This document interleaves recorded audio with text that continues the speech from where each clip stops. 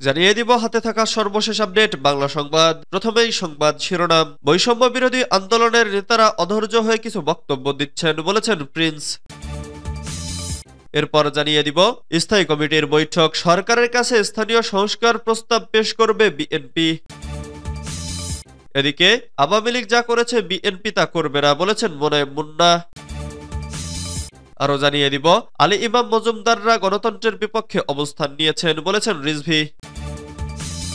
সর্বশেষ জানিয়ে দিব গাইবান্ধায় জামাত বিএনপির ধাওয়া পাল্টা ধাওয়া।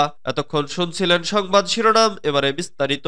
তবে অনুরোধ থাকবে ভিডিওটিতে একটি লাইক করবেন এবং কমেন্ট করে জানিয়ে দিবেন কোন জেলা থেকে আপনি আমাদের এই ভিডিওটি দেখছেন।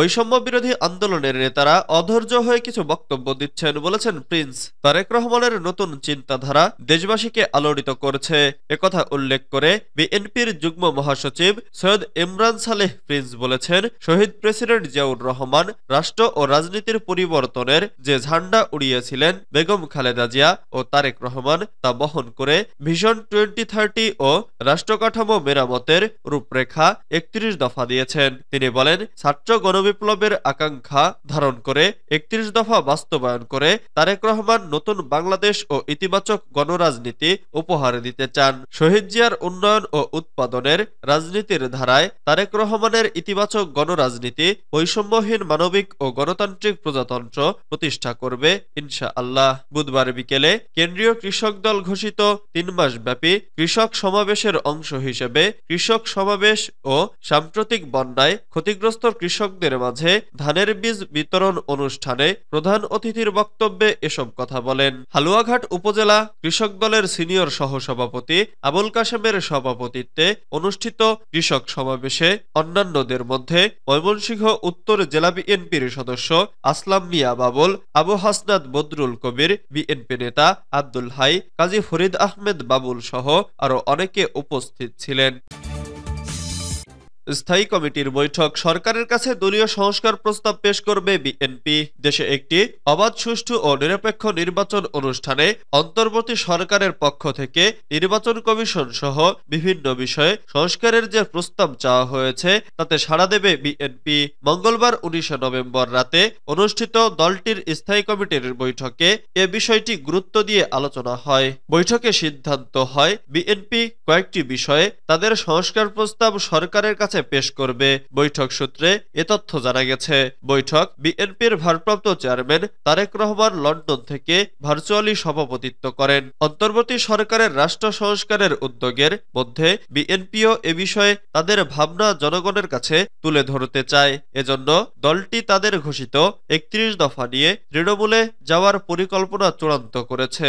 রাষ্ট্র নিয়ে দলের চিন্তা জনগণের মাঝে তুলে ধরতে 10 সাংগঠনিক বিভাগে 31 দফার উপর কর্মশালা করবে বিএনপি, যার প্রথমটি মঙ্গলবার 19 নভেম্বর ঢাকায় অনুষ্ঠিত হয়। বিএনপির স্থায়ী কমিটির বৈঠকে কর্মশালার পরিবর্তিত সূচি চূড়ান্ত করা হয়। সে অনুযায়ী এরপর 23 নভেম্বর রাজশাহী বিভাগ, 26 নভেম্বর সিলেট, 30 নভেম্বর কুমিল্লা ও ফরিদপুর এবং 2 ডিসেম্বর খুলনা ও ময়মনসিংহ, 4 ডিসেম্বর চট্টগ্রাম এবং 8 ডিসেম্বর রংপুর ও বরিশাল বিভাগে কর্মশালা অনুষ্ঠিত হবে। বিএনপির নীতি নির্ধারকরা বলছেন, কর্মশালার মাধ্যমে বিএনপি রাষ্ট্র সংস্কারে তাদের পূর্বের উদ্যোগ এবং এ বিষয়ে জনমত তৈরির ওপর গুরুত্ব আরোপ করেছে।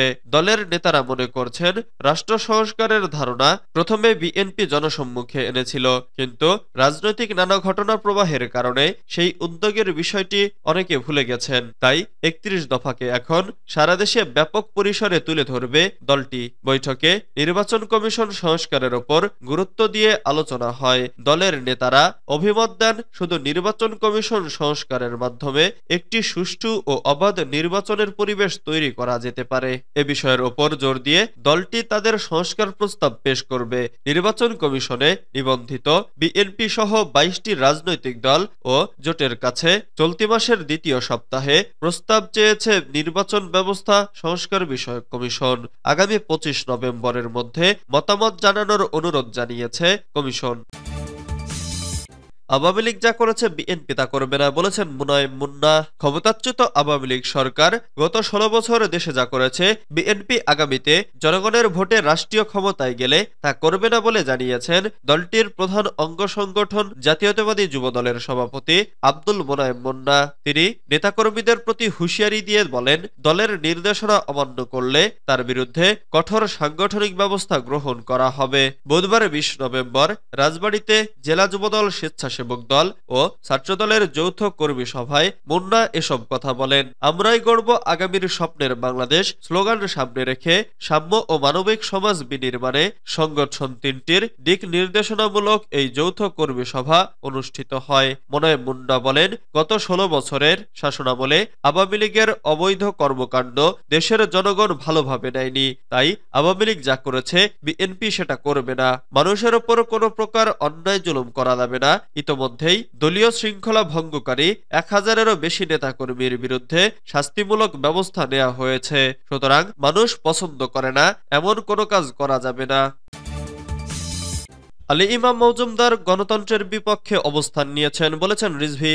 অন্তর্বর্তী সরকারের প্রধান উপদেষ্টা ডক্টর মোহাম্মদ ইউনূসের বিশেষ সহকারী খোদাবক্স চৌধুরী এবং খাদ্য উপদেষ্টা আলী ইমাম মজুমদাররা গণতন্ত্রের পক্ষের শক্তির বিরুদ্ধে অবস্থান নিয়েছেন বলে অভিযোগ করেছেন বিএনপির সিনিয়র যুগ্ম মহাসচিব রুহুল কবির রিজভী। বুধবার ২০ নভেম্বর বিকেলে রাজধানীর নয়াপল্টনে দলের কেন্দ্রীয় কার্যালয়ে এক সংবাদ সম্মেলনে তিনি এ অভিযোগ করেন। রিজভী বলেন, এখন নতুন কেউ কেউ উপদেষ্টা পরিষদে কিংবা প্রধান উপদেষ্টার কর্মকর্তা হিসেবে যোগদান করেছেন। তাদের টার্গেট যেন পরিণত হয় আন্দোলনের সপক্ষে যারা ছিলেন কিংবা সহানুভূতিশীল যারা ছিলেন তারা।